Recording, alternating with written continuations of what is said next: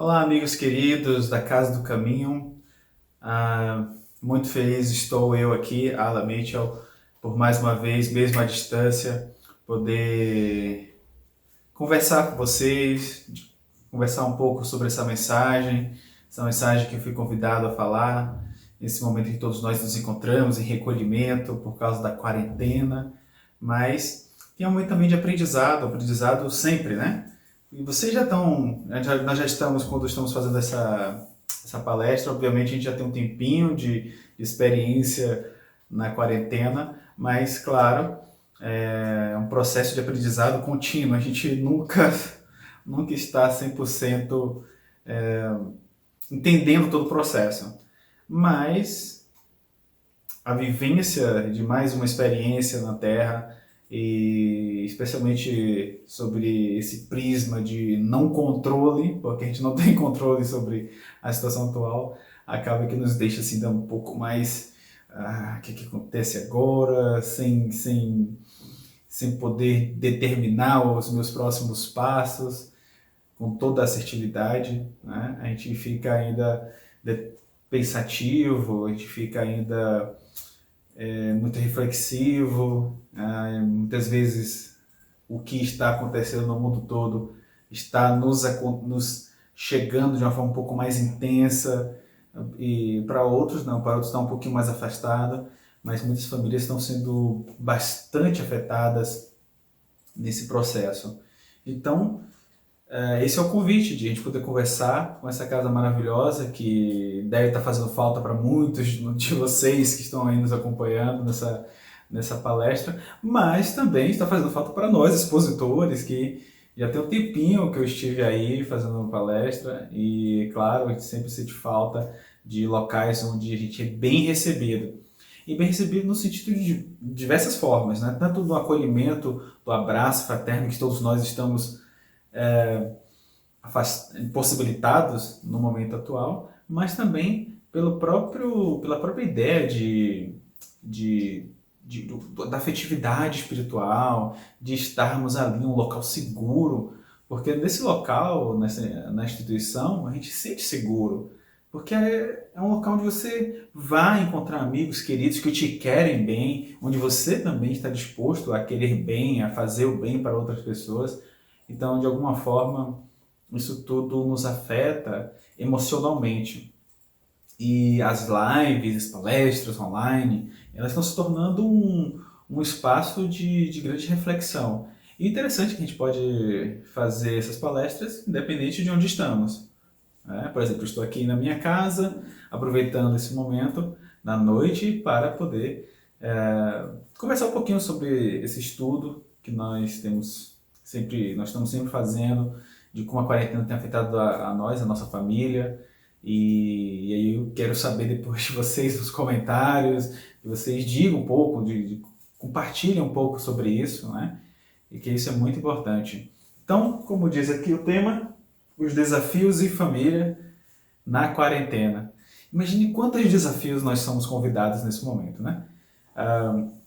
A gente acaba tendo essa possibilidade de, quando nosso dia a dia normal, antes, pré-quarentena, nós chegávamos, acordávamos pela manhã, íamos até acordávamos, podíamos fazer os nossos alongamentos, nossa estica e tudo mais, fazer alguns exercícios, um pouco de yoga, um pouco de meditação, e aí preparávamos o café da manhã, às vezes pegávamos as crianças, acordávamos as crianças, colocávamos para a escola, tomar banho, escovar os dentes, depois arrumar para ir para a escola.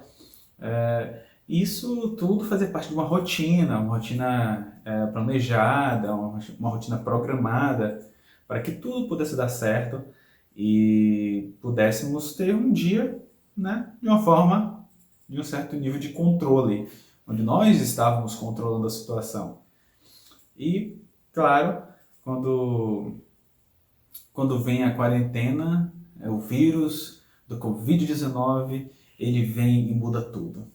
Tudo que nós tínhamos antes foi alterado, né? Aí algumas pessoas podem dizer, não, na minha vida não foi tão alterada assim, Alan. Tudo bem. Talvez na sua casa, no seu lar, talvez não tenha tido grande alteração. Mas quando nós vamos interagir com as outras pessoas, possivelmente você sentiu uma grande diferença em lidar com as coisas que você lidava antes, né? Por exemplo, eu trabalho muito de casa, eu tenho minha questão da empresa, resolvendo situações, de vez em quando viajar para as palestras, eventos, e agora não, agora eu tenho muito mais concentrado em casa, os eventos acabaram, né? Mas todas essas atividades estão aí dispostas, disponíveis, exceto as viagens. Então, de um certo modo, não mudou em algumas coisas para mim, mas mudou em outras. E aí, uma das coisas, a questão emocional é bem abalada, porque você deixa de ter o contato físico com as pessoas, com as crianças, por exemplo, né? Com os jovens, e com as mães, ouvir suas histórias, mas ao mesmo tempo acabou que eu estou ouvindo muito mais histórias agora. Tanto é que eu estou com muito menos tempo. E provavelmente vocês também estão passando por algo semelhante. De agora estão vivenciando coisas, um tipo de dinâmica totalmente diferente. E isso é estranho, né? Porque assim, antes você ia pra rua e tinha que pegar o trânsito e chegar até o local e se preparar, se planejar, mas agora não. Agora, mesmo em casa, você tem algumas outras milhares de coisas para fazer.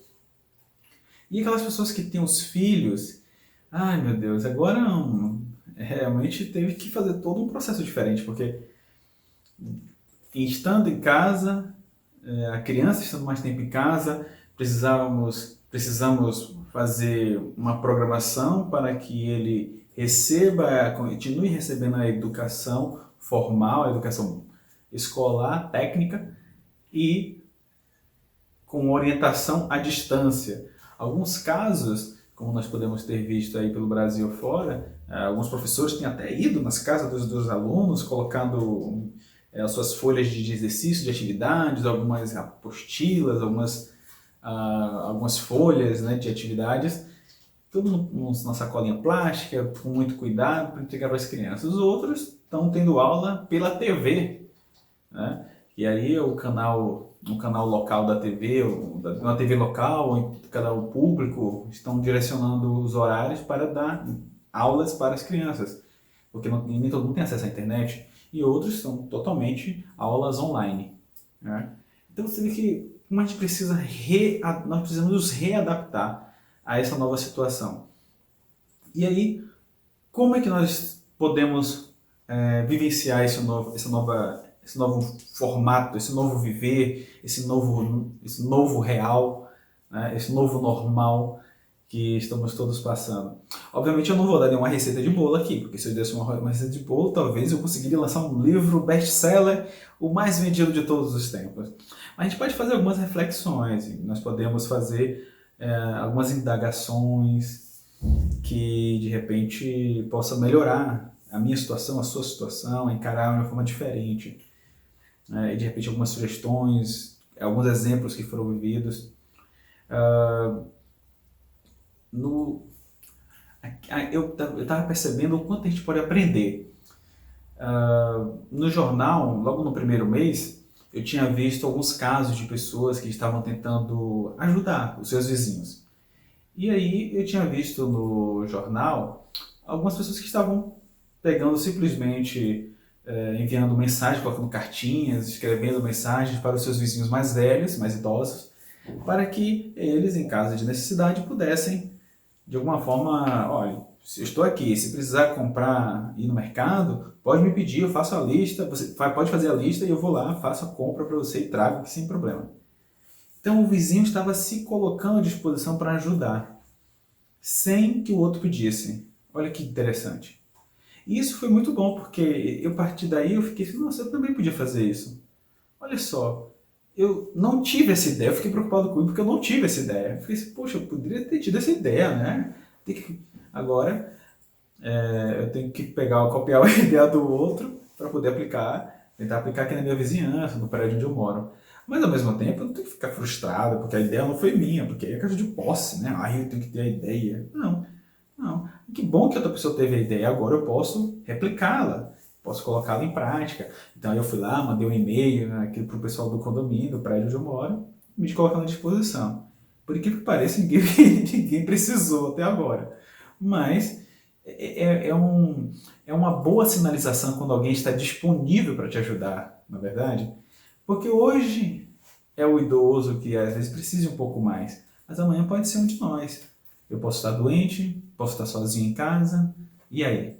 Alguém se colocar à disposição de auxiliar. E o que é interessante é que eu lembro que uma vez eu estava numa viagem da Argentina para aqui para o Brasil. E estava voltando de um trabalho, na época eu trabalhava em Brasília ainda. E o interessante é que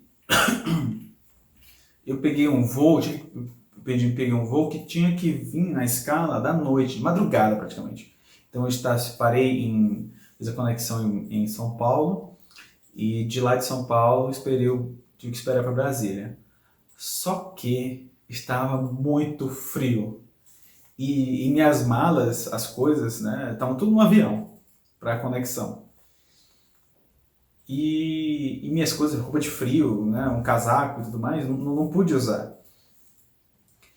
E aí eu estava quietinho. Eu tinha viajado durante o dia de Buenos Aires para São Paulo, e eu tinha comprado um sanduíche. Já estava sem dinheiro, porque eu tinha ficado mais tempo do que eu precisava, né? Então eu estava assim, zerando. E aí eu tinha comprado um sanduíche no McDonald's, que eu não estava conseguindo comer nada. Aí eu comi um McDonald's. Aí eu comprei dois, que estava em promoção, vinha aqueles o duplo. Aí eu comi o primeiro e guardei. E que interessante, eu guardei o sanduíche e fiquei aguardando naquelas cadeiras. E tinha uma senhora que estava também aguardando o voo dela, tinha outras pessoas também aguardando. E uma senhorinha bem simples ali na minha frente. E aí eu vi que ela estava sentindo algum tipo de incômodo, igual o meu. O meu incômodo era o frio. Aí eu comecei a tentar me encolher assim na cadeira, tentando deitar, ficou tudo encolhidinho, quase em posição fetal. E aí aquela senhora chegou e aí ela olhou assim pra mim e falou assim: "Não, você tá com frio?" Eu falei: "Um pouquinho." Aí eu já tentando assim, já deitado, aí ela chegou, veio, pegou uma coberta dela, tava toda cobertinha, pegou uma manta, tirou uma das mantas dela e me deu. E me cobriu, na verdade, ela não me deu, ela me cobriu. Quando ela me cobriu, eu falei assim, eu pensei até dizer, não, eu disse não assim, não, ela disse, não, pode ficar tranquilo, pode usar, tenho aqui. Aí eu fiquei assim, meu Deus, mas olha só quanta bondade. Olha só, quando a gente precisa, as pessoas se oferecem. E aí na hora eu pensei assim, eu olhei para ela, alguma coisa me deu assim, "Senhora já comeu? A senhora está com fome?" Ela falou, não comi, não sei, eu não estou com fome, eu comi, não comi. Aí eu falei, se a senhora quiser, eu tenho aqui, eu comi dois, aí sobrou um. Aí ela chegou, tá bom, eu aceito. Aí eu entreguei para ela, olha só que troca interessante. E aí eu entreguei para ela o sanduíche. E depois eu fiquei pensando, meu Deus, olha só, eu não pensei em comprar o sanduíche para dois. Mas estava na promoção e eles me entregaram, praticamente, me forçaram. Eu falei, não, pode levar dois, porque você... Eu falei, mas eu não vou comer. E aí fiquei. E aí depois serviu esse sanduíche para ela. E ela, antes de oferecer uma coisa, ela me deu o cobertor. Então você vê que todos nós estamos predispostos sempre a ajudar o outro, né? Às vezes a gente não percebe, que a gente não consegue se conectar. E no momento que nós estamos vivendo, é justamente isso, mais uma vez, que está sendo oferecido, a lei divina, em toda a sua maravilhosa perfeição, que nós não compreendemos, ela está aí funcionando para que tudo isso ocorra da melhor forma possível, né? E, e a gente não consegue entender. A mesma coisa é agora, nossa família. A nossa família está aí precisando da nosso apoio, da nossa atenção, nossos olhos mais atentos. E aí como é que nós estamos fazendo isso? Será que a gente consegue perceber o quanto que nossos familiares estão precisando desse momento de caridade da nossa parte? Porque as leis de Deus, a lei divina, ela sempre funciona ao nosso favor. Aquela ideia do universo conspira ao nosso favor, as leis divinas conspiram ao nosso favor. Então, quando a gente entra em conexão com os entes mais próximos, que é o que nós estamos sendo colocados agora, nessa posição, a gente precisa, de alguma forma, perceber um pouco melhor o outro. E aí, quando a gente vai estudar toda a questão estudar no início, um pouco do estudo sistematizado da doutrina espírita, o espiritismo básico, né? O espiritismo básico, o estudo básico do espiritismo, a gente vai entender que a gente precisa, uma das coisas que são colocadas pelos espíritos superiores é o autoconhecimento. Porque a gente só vai conseguir melhorar aquilo que a gente conhece. Não dá para melhorar o que não se conhece. Como é que eu vou melhorar um carro? Como é que eu vou melhorar um motor de um carro? Como é que eu vou melhorar uma casa? Eu preciso saber como é que está a estrutura da casa. Porque senão eu não sei onde eu vou melhorar. O que eu vou melhorar? Ah, eu vou melhorar as janelas. Ah, então eu preciso saber como é que está a janela, como é que ela está em funcionamento, entender se ela está desgastada, se é tinta que ela precisa, se ela precisa é de madeira, é de aço, que material ela é feita. Então eu preciso entender um pouquinho como é que é o estado da coisa que eu quero melhorar. Então, se eu quero melhorar a mim mesmo, eu preciso entender um pouco a mim mesmo. Em que situação eu me encontro? Né? Será que eu estou um nível maior de egoísmo, de orgulho, de vaidade, ou tudo isso junto? Né? Sei que vocês aí que estão me ouvindo não estão com esse mesmo problema que eu estou. Né? Mas eu já preciso verificar muitos problemas, muitas coisas para resolver. Então aí a gente começa a pensar, meu Deus, então esse convite é um convite muito certeiro. Então agora eu preciso prestar mais atenção na minha esposa, prestar mais atenção no meu marido. Será que eu estou me oferecendo, me dispondo para eles, para ajudá-los, para colaborar com a casa, colaborar com a família? Ou eu estou simplesmente tentando ver a vida do mesmo jeito que estava antes? Porque quando o processo do pré-quarentena, nós estávamos dia a dia corridos, saíamos de casa, fazíamos nosso trabalho, ficávamos pouquíssimo tempo em casa, muitas vezes 4 horas com os nossos familiares, 3 horas alguns, outros muito menos, mal veem os filhos. Nós chega em casa, toma banho, já tem que trocar de roupa, dormir para descansar, ou então comer, enfim, é muito pouco tempo para aproveitar. Já outros conseguem um pouquinho mais, mas... Então, o que eu tenho feito disso? Então, eu preciso conhecer como é que está a minha situação, como é que está a minha situação antes, para tentar ver o que eu posso aproveitar o agora. Se eu puder entender o agora, fica mais fácil tomar uma atitude nova. Então, por exemplo, antes de a gente conhecer a doutrina espírita foi lançada em 1857, no advento do lançamento do Livro dos Espíritos. Quer dizer, Kardec preparou o terreno, fez os estudos, as análises, codificou, organizou tudo, né? Ele não criou o Espiritismo, ele não criou, foi fundador, como dizem, né? Teve uma pleiade, os espíritos fundaram. Né? As pessoas que estavam ali todas se organizando, aí sim. Ele é conhecido como codificador, por isso que nós chamamos de codificador. Ele organizou os pensamentos e colocou em obras para que a gente pudesse estudá-las, confrontá-las, meditá-las, como sugere Emmanuel. Então a gente começa a tentar entender o que a doutrina espírita vem nos oferecer, desde essa época, desde o seu lançamento em 1857. Porque a gente precisa perceber o que é esse arcabouço de ideias, de ciência, de filosofia, que conecta-se com a religião, que pega tudo isso que está aqui no mundo terreno e vai direto até os céus, como diz Emmanuel. Né? Sem a religião, o espiritismo não consegue se conectar com Deus. Então, a partir disso, nós temos aí uma possibilidade de fazer uma reflexão cada vez mais profunda. E aí quando a gente vai ver o Evangelho, porque Jesus vem trazer para a gente o Evangelho, as boas novas, para que a gente pudesse ter mais entendimento e compreensão das leis divinas.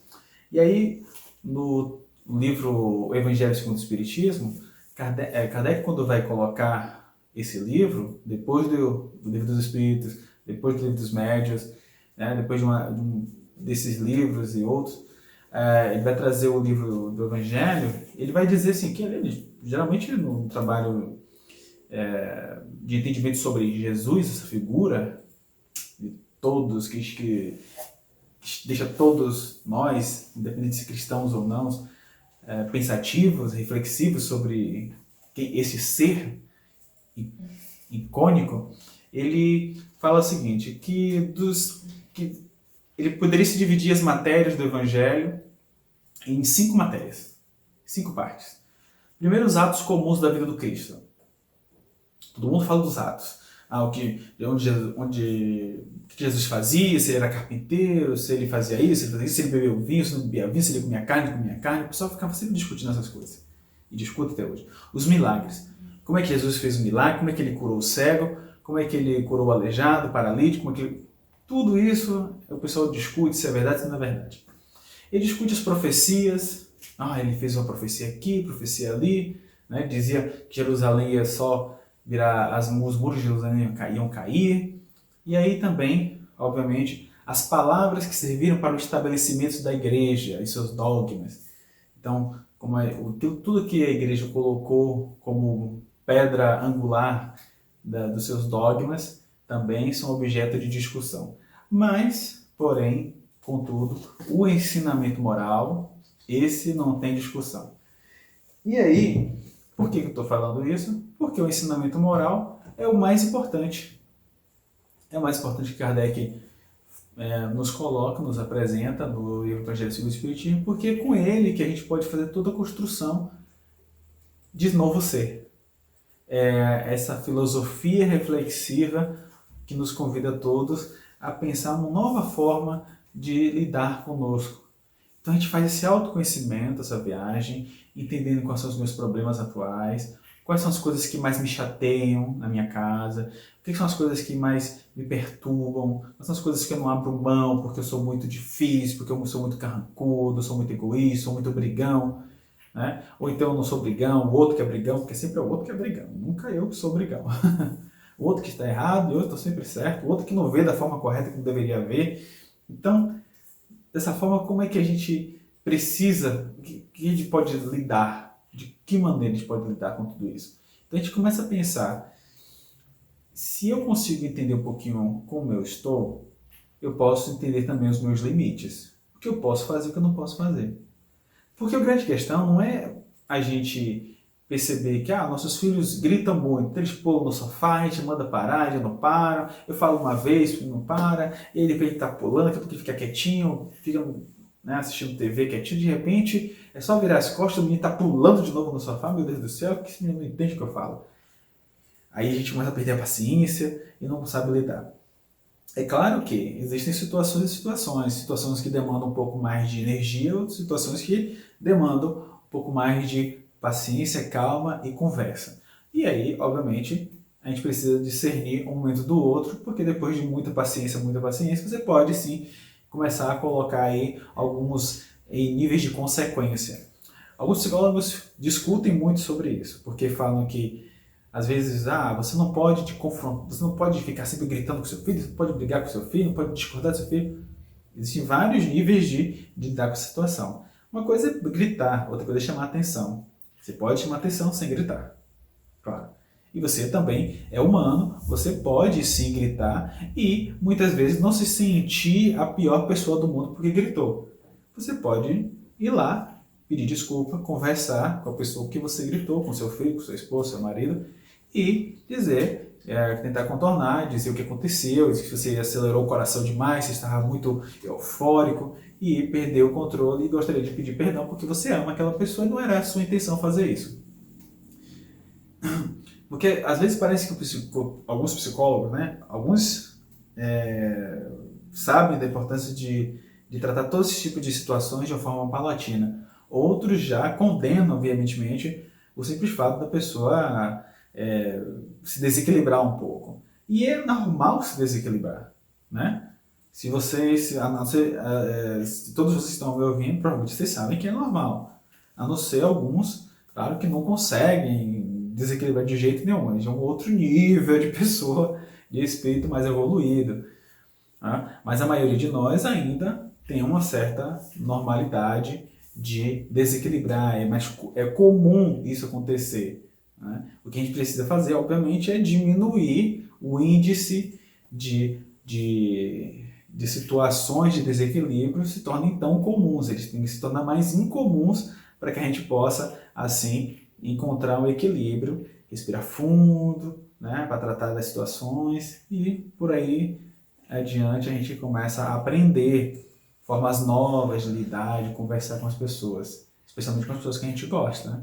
Porque a gente pode ficar nervoso, desequilibrar um pouco e acelerar o batimento cardíaco e gritar, mas se a gente gosta, a gente precisa realmente pedir desculpa, pedir perdão e tentar resolver novamente a situação de outra forma. E ter paciência. O outro também precisa ter paciência.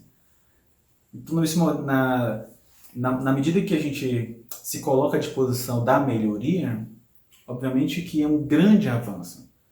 E aí, quando a gente se coloca na questão de caminhar para esse avanço, e o outro percebe, o outro pode perceber, ou então acontece diferente, você perceber que o outro está buscando melhorar, a gente precisa dar aquele apoio, porque é muito fácil desistir, é muito fácil desistir da relação, né? Especialmente marido e mulher, mas dos filhos você não desiste, você precisa persistir e não ser insistente, mas persistente no processo de educação da criança e do adolescente. Então por que já desistimos quando é o outro? Porque parece que a gente começa a perder a importância, perder o interesse no outro. Então a gente precisa ter mais calma e paciência para que a gente possa aprender juntos o processo. Porque a família é o local onde nós nos encontramos para refazer esses pequenos desajustes do passado, né? Muitos dos nossos relacionamentos, muitos dos relacionamentos que temos, são relacionamentos de resolução de problemas passados, resolução de conflitos, porque não é porque a gente simplesmente se afinizou por almas maravilhosas e aí de repente a gente encontrou a nossa, entre aspas, alma gêmea e aí a gente se namorou e vamos agora viver felizes para sempre. Não. E a gente esquece que afinidade é sintonia de pensamentos. Eu posso encontrar um espírito que eu tenho uma grande afinidade de pensamentos, mas porque a gente encontra na primeira vez, se enamora em um monte de situações muito prazerosas, boas, divertidas, tudo acontece de bom naquele momento, e aí de repente a gente acha que aquela pessoa era maravilhosa no início da relação e depois ficou uma tragédia, ficou horrível. Não.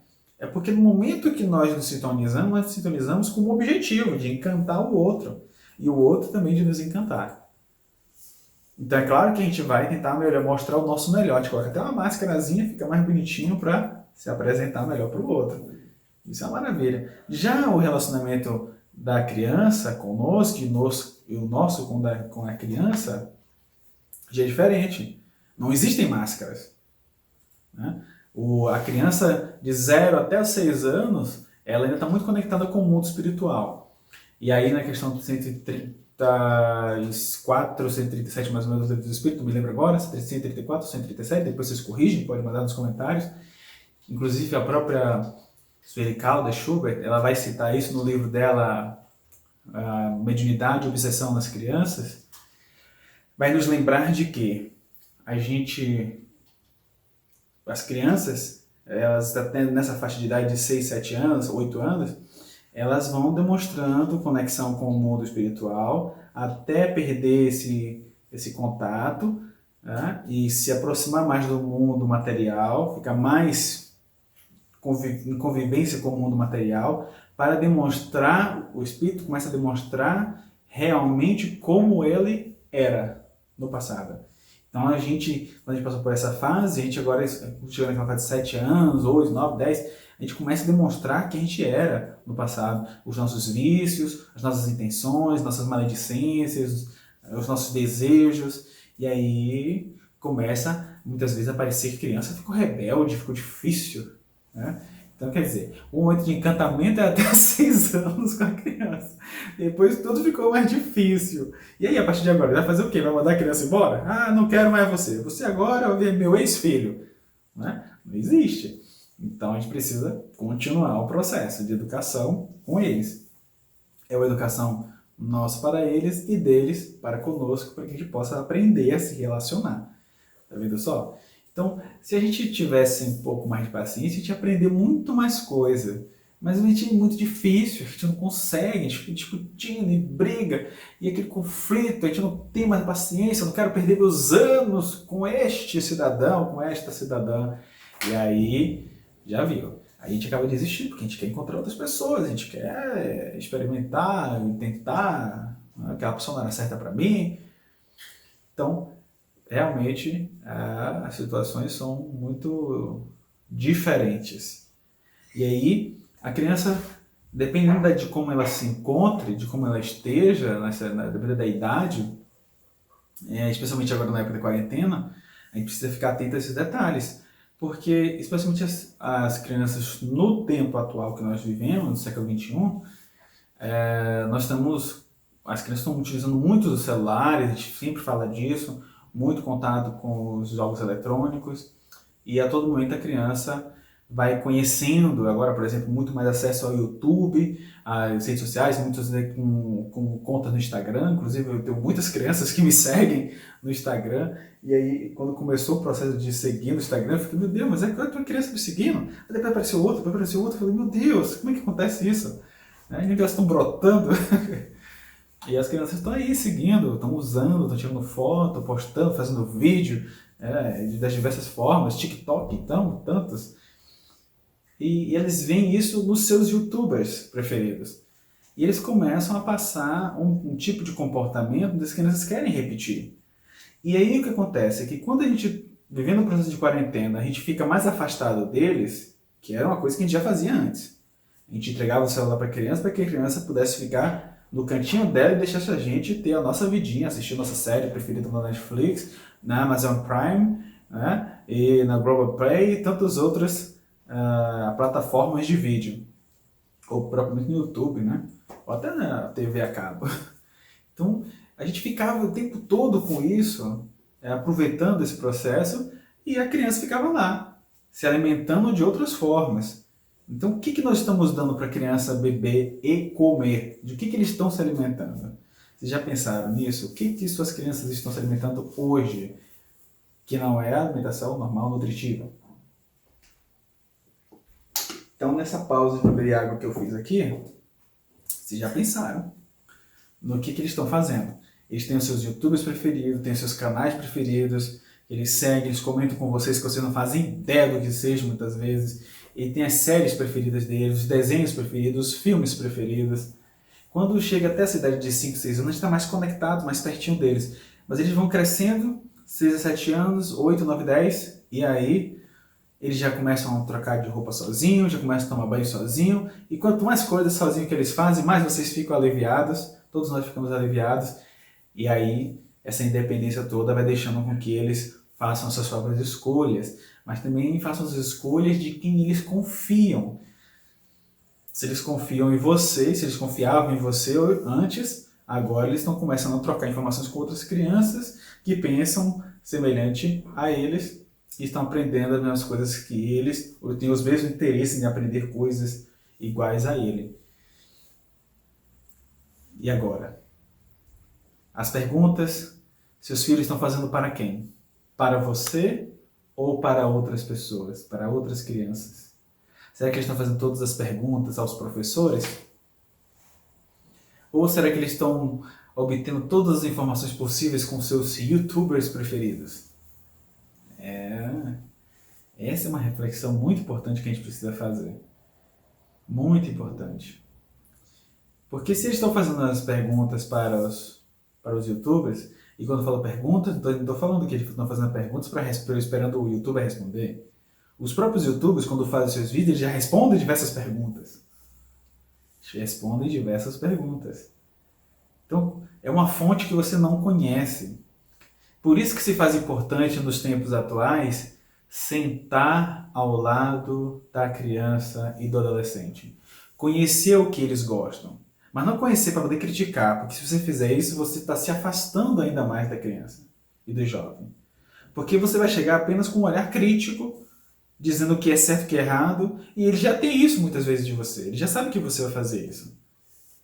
Né? O que acontece é que nesse momento a gente precisa ter de novo a paciência e a calma de entender que ali é um espírito com uma experiência, uma bagagem muito própria. A gente não pode esquecer de que, tanto que o Khalil Gibran fala, seus filhos não são seus filhos, são filhos que anseiam por si mesma, pela vida, por si mesma. E no livro Chico Xavier, no livro A Carta de uma Morta, que são mensagens escritas pela sua mãezinha, Dona Maria João de Deus, ele já tinha há muito tempo perguntado para ela como é que era a vida do mundo espiritual, onde é que ela estava, como é que era aquilo, como é que era tudo, com tanta curiosidade. E ela chega até ele para relatar um pouquinho desses casos, e em um momento ela fala que ela chega a fazer o pensamento lá no mundo espiritual, ai meu Deus, e meus filhos? Ai, meus filhos. E o guia espiritual fala algo parecido. Seus filhos não são seus filhos. São filhos emprestados pelo Pai Criador, que lhe ofereceu a experiência da maternidade para desenvolver cada vez mais forte o amor, né? Da paternidade também, para todos nós. E é um aprendizado, mas eles não são sua posse. Eles precisam andar, caminhar e ter suas próprias experiências. Então, a gente não pode esquecer disso. No livro Conduta Espírita, André Luiz vai falar que, perante a criança, no capítulo 12, que nós somos, os pais, somos guias dos novos reencarnantes na Terra. Então a gente está aqui para orientar, é um guia. Imagina a gente está viajando por um país, pela França, e aí você sabe que tem o Louvre, e aí vai te indicar onde é o Louvre, o melhor horário para você pegar o Museu d'Orsay, das pinturas famosas, dos grandes quadros, onde você vai conhecer a igreja de Sacré-Cœur, aquela famosa igreja que fica no alto do morro em Paris, onde você consegue ter uma visão belíssima da cidade. Então ele vai começar a indicar para você os locais onde se encontra o cemitério famoso, Père Lachaise, onde se encontra inclusive um túmulo em homenagem a Allan Kardec, um dos túmulos mais visitados, mais floridos da Bela Paris. Então, o guia ele vai te orientar, os lugares bonitos. Então, a mesma coisa, é aqui, nosso papel. A gente precisa orientar as crianças, os lugares bonitos do mundo, a beleza do mundo, o que tem de bom no mundo. Porque vai chegar um momento que ele vai ficar triste, vai ficar desesperado, ela vai ficar, meu Deus, o que eu devo fazer nesse momento? Alguém caçou de mim? Alguém fez bullying comigo? Alguém me tratou mal? Né? Ou alguém me tratou bem? Eu não sei como é que eu reajo ao tratamento dessa pessoa. Não me tratou com carinho, o que eu faço? Então a gente precisa ajudar essas pessoas a ter uma reação positiva. E como é que a gente vai como é que a gente vai poder falar de uma reação positiva se a gente não consegue se conhecer, nos conhecermos para sabermos quando tomar as reações positivas? Porque a gente não conseguiu colocar as reações positivas diante dos nossos momentos, com o marido, com a esposa, com nossos pais, com eles, com nossos filhos. Então, esse momento de introspecção, de reflexão, de tentar entender a situação que nós vivemos, é justamente para poder perceber essa dinâmica diferente. E aí, percebendo essa dinâmica diferente, eu vou perceber, meu filho, eu preciso reconectar com você. Eu preciso me conectar com aquilo que mais importa na minha vida. Meus filhos. Né? A gente precisa se reconectar com pessoas que a gente ama. Porque muitas vezes a gente se conecta com pessoas que estão distantes de nós. Que estão a milhares de quilômetros, muitas vezes. Mas a gente precisa se conectar com pessoas que a gente gosta. Então, esse é o grande momento de fazer essa reflexão, essa introspecção, essa grande viagem para dentro de nós mesmos, para que a gente possa, enfim, valorizar esses momentos. E eu deixei separado também um livro do Rafael Sanches, que inclusive é um desenhista que fez as ilustrações de um livro nosso, A Ponte e o Muro. E aí ele colocou um livro, o Albano e o Mistério da Ilha. E aí o que eu achei interessante é o seguinte: esse Albano é o albatroz. E o Albatroz, fazendo propaganda aqui, né? Do Rafael. Mas o que eu achei interessante é que é uma história, né, de um livro infantil. Então vocês que têm crianças, a gente precisa perceber que a gente precisa valorizar esse momento de contação de histórias, de conversar com a criança, né? Porque a gente precisa ler, especialmente para quem tem até os 5 anos, filhos até os 5 anos, que ainda não leem sozinhos. Então a gente precisa ter isso de paciência para ler com eles. Então, uma reflexão acerca da paciência. E aí o Albatroz, ele estava muito triste porque ele não conseguia fazer amigos, porque ele não conseguia jogar, participar dos jogos, das brincadeiras com os outros amigos, porque ele sempre era ruim em tudo. Ele jogava bola, era ruim, jogava basquete, era ruim, tudo que jogava era ruim. Então ele era pequeno Albatroz, que não tinha muita habilidade em jogos, perdia muito, e ele ficava muito triste. Então ele começou a se afastar dos animais. Um dia, aí, você viu que eu falei um pouco acelerado, só para apresentar um livro, só para apresentar o Albano. Mas aí, vem a história para você contar para as crianças. Então olha só como é diferente. Um dia, caminhando pela praia, encontrou uma tartaruga centenária que vivia sozinha na Praia dos Coquinhos. Não falava com ninguém e quase não saía de seu casco. A tartaruga. Essa tartaruga, ela se chamava Cascarina. E quando criança, havia passado pelos mesmos problemas de Albano. Você acredita nisso? Sendo assim, a tartaruga resolveu ajudar o Albano. Bem devagar, bem devagarinho, como toda tartaruga faz, ela saiu de sua casa e chamou o Albatroz para perto, dizendo-lhe... Tudo que estou fazendo tem sentido, viu, gente? Fica atento. Eu sei como se sente. É ruim quando somos ignorados pelas pessoas por não termos as habilidades que elas gostariam que nós tivéssemos. Aí o Albano ficou super feliz ao descobrir que a Cascarina entendia ele. Ele sorriu e continuou ouvindo a nova amiga. Aí agora eu encerro a historinha. Porque o que eu quero mostrar aqui é que para contar essa história para uma criança, eu preciso fazer um pouco de esforço, ter paciência, para lembrar que a criança precisa ouvir a história de uma forma diferente. Diferente do que você contaria para mim e do que eu contaria para você. Eu contaria de uma forma normal. Não faria tantas vozes, não faria todo esse mise-en-scène, esse teatro aqui. Mas com a criança você precisa demonstrar um pouco mais de atenção e ter empatia para a realidade da criança, para contar a história dentro de um espectro, de que a criança veja, que ele comece a imaginar a história. Porque aí ela vai querer até ver a historinha, o desenho. E aí você mostra o desenho, depois ela, meu Deus, foi como eu imaginei. Então a criança começa a imaginar, a criar. Você brinca um pouco com a imaginação da criança. E aí, o que eu quero dizer é que esse momento que nós estamos é mais uma oportunidade de interação com os jovens. Assim como eu fiz agora com vocês, contando um pedacinho da história do Albano, você vai poder contar historinhas para a criança fazendo essa brincadeira. De repente o pai, a mãe, aí depois o irmão mais velho. Então vai fazer essas brincadeiras. E se for com o jovem? Com o jovem você não vai fazer assim, com aquele que já sabe ler, está em dependência da leitura. Mas a gente pode fazer o esforço de tentar entender esse universo que ele gosta. Se ele gosta de animes, se ele gosta de desenhos animados, se já não gosta mais de desenhos animados, se já gosta de outro tipo de séries, se ele assiste Riverdale, se ele assiste 13 Reasons Why, se ele assiste Sex Education, o que será que ele gosta? Então, esse é o momento de a gente fazer esse esforço. E olha que interessante, para o jovem você não precisa fazer tanto esforço assim, no sentido de que você não precisa interpretar, fazer mise-en-scène. Mas você pode tentar entender o que meu filho gosta, porque aí pode ser o momento exato de fazer a correção de rumo em algumas ideias que ele tenha. Você pode orientar, você pode fazer reflexão, fazer perguntas. Mas filho, esse cara aí, eu não entendi por que ele fez isso com o rapaz, por que ele fez isso com a moça?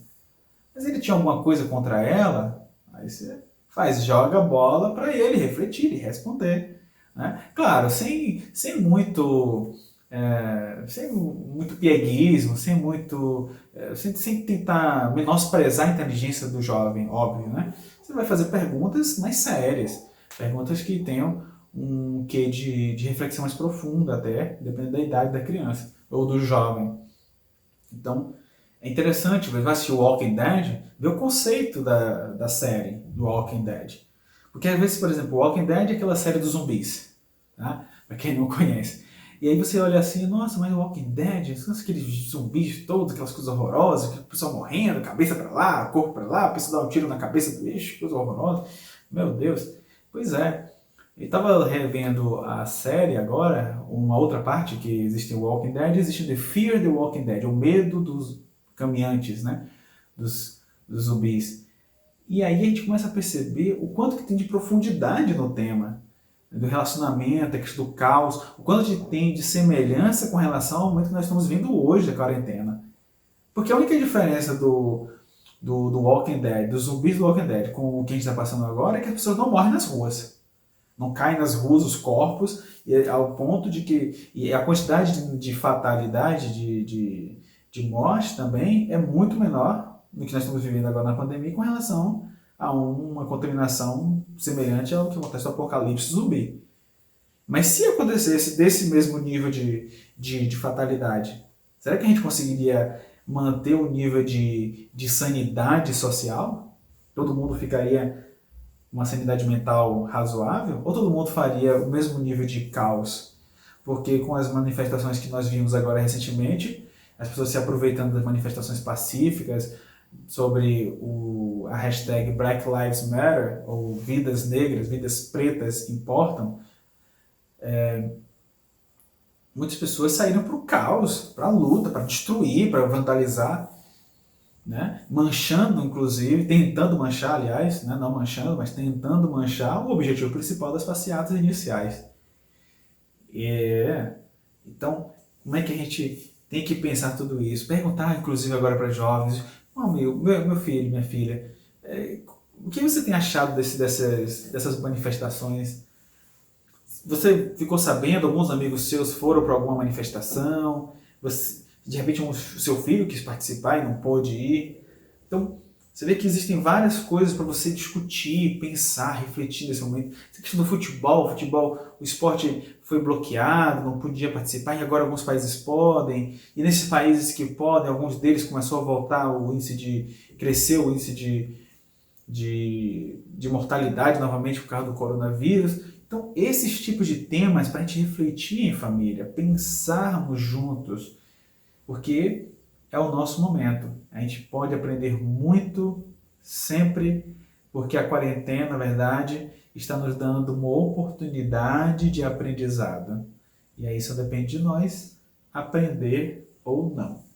Então, eu espero que essas reflexões possam de alguma forma ter feito sentido para vocês, né? Porque já me fez pensar aqui em muita coisa, que eu quero pensar novamente, quero estudar novamente, quero escrever, anotar e meditar sobre isso, tá bom? Eu espero que vocês gostem. Se vocês gostarem, podem curtir, compartilhar essa mensagem aí nos canais oferecidos pela Casa do Caminho. E eu espero revê-los muito em breve. E vocês, claro, podem mandar perguntas, mandar mensagens, só me seguir na internet, todos os canais, Ala Mitchell, em qualquer lugar. E vocês podem, claro, nos contactar, que a gente está aqui tentando responder no máximo da melhor maneira possível. Então, meus irmãos, que vocês possam encontrar grandes reflexões e grandes respostas para os momentos que vocês estão passando. Como eu disse, não ia entregar nenhuma resposta pronta, não ia entregar nenhuma receita de bolo, mas ia entregar indagações, fazer indagações com vocês para que a gente possa tomar as melhores decisões possíveis. Então eu espero que todos nós possamos encontrar o conforto na mensagem do Mestre Jesus, no Evangelho, que nos faz conexão direta com as leis de Deus e que encontramos grandes e preciosas interações de filosofia, com aspecto científico e com cada vez mais conectividade com a religião que nos leva até os céus, que é a doutrina espírita. Então, obrigado a todos. Fiquemos todos em paz com Deus. Até a próxima.